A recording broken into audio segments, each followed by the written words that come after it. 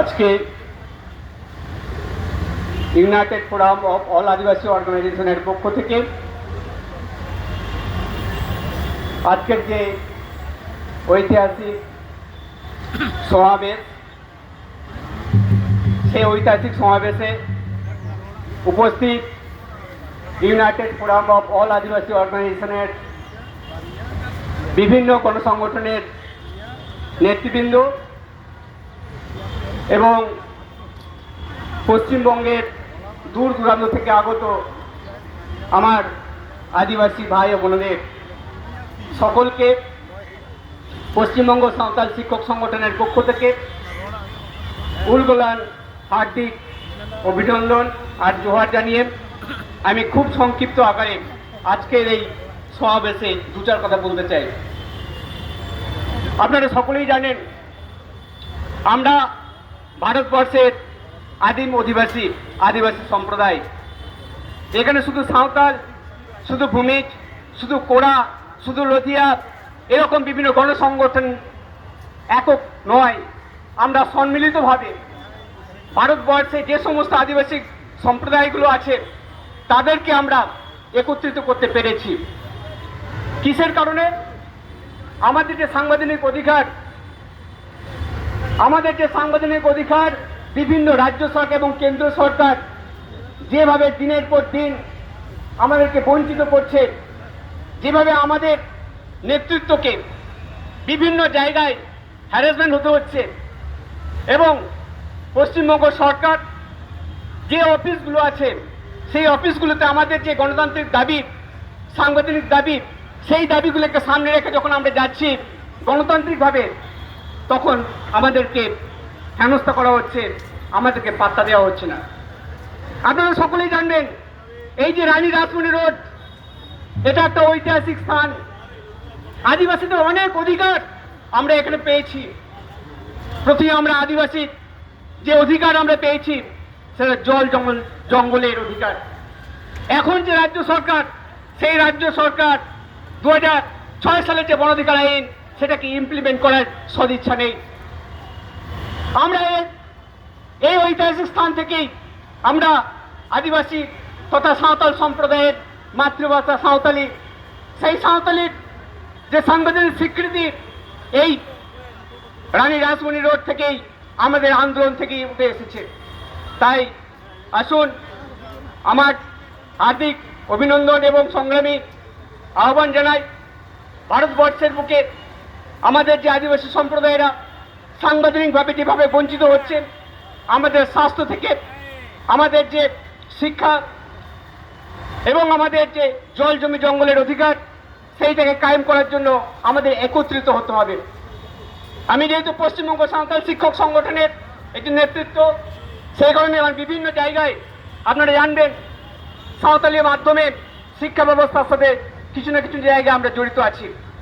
আমরা কি দেখেছি, আমাদের যে আন্দোলনের চাপে 2008-2009 শিক্ষাবর্ষ থেকে সাঁওতালি মাধ্যমে পশ্চিমবঙ্গে মাতৃভাষার মাধ্যমে যে শিক্ষার যে অধিকার, সেটাকে আমরা আদায় করতে পেরেছি।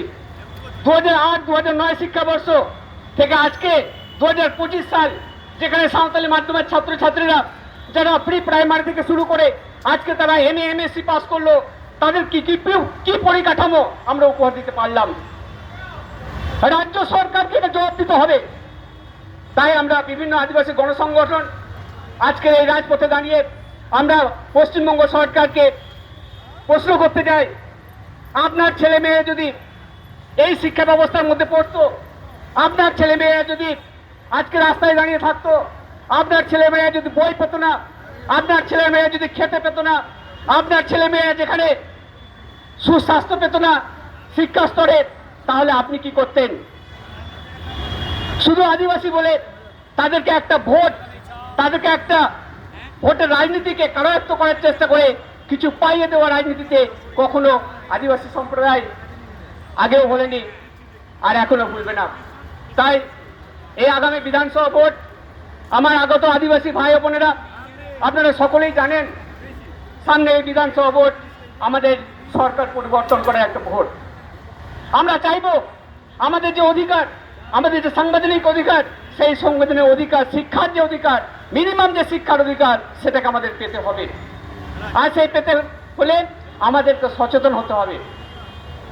আমাদের যে আন্দোলনের মাধ্যমে সাঁওতালের মাধ্যমে শিক্ষা ব্যবস্থা শুরু হয়েছে, যেখানে হোস্টেলের কোনো ফেসিলিটি নেই, যেখানে 50 জন যেটা সিট, সেই জায়গায় আমাদের 100-150 ছেলে মেয়ে রাখতে হচ্ছে।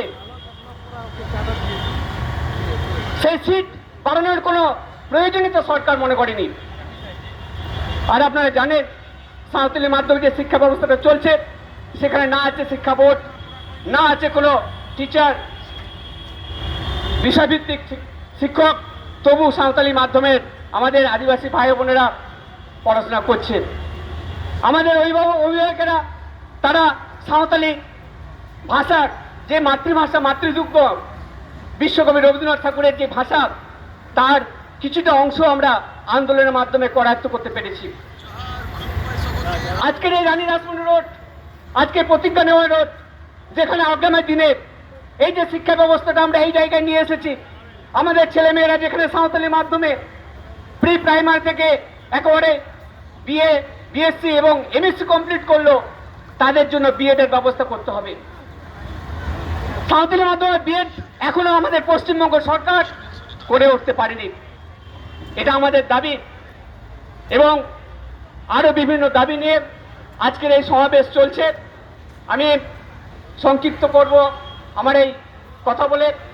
আমাদের যে সাংবিধানিক দাবিগুলো আছে, যেমন আমাদের fake ST certificate, fake ST আপনারা শুনলে অবাক হবেন। চৌধুরী যারা উচ্চস্থানীয় মানুষ, যারা নিম্ন স্তরের মানুষদের অবহেলা করত, বিভিন্ন জায়গায় তারা কিভাবে আমাদের এসটি সম্প্রদায়কে ভুল বুঝিয়ে, বিভিন্ন আধিকারিককে ভুল বুঝিয়ে তারা এসটি সার্টিফিকেট করায়ত্ত করছে। সেরকম বহু আদিবাসী মানুষ তারা আমাদের বিভিন্ন ভাবে আধিকারিককে ভুল বুঝিয়ে এবং সরকারের মদতে সেগুলো করা হচ্ছে। আমরা বারবার সেটা বলেছি, কিন্তু সেই জায়গায় আমরা আমাদের আন্দোলনকে হয়তো আমরা নিয়ে যেতে পারিনি। তবু আমরা বলবো, আজকের এই রানী রাসমণি রোড, আজকে আপনারা যারা দূর দূরান্ত থেকে এসেছেন, বিভিন্ন যে দাবিগুলো আছে তার সমর্থনে আপনারা এসেছেন, সকলকে আমি আমার পক্ষ থেকে, পশ্চিমবঙ্গ সাঁওতাল শিক্ষক সংগঠনের পক্ষ থেকে এবং আমাদের ইউনাইটেড ফোরাম অফ অল আদিবাসী অর্গানাইজেশনের নেতৃত্বের পক্ষ থেকে আমি আপনাদের উলগুলহান জোহার আর নমস্কার জানিয়ে আমি আমার সংক্ষিপ্ত বক্তব্য এখানে শেষ করছি।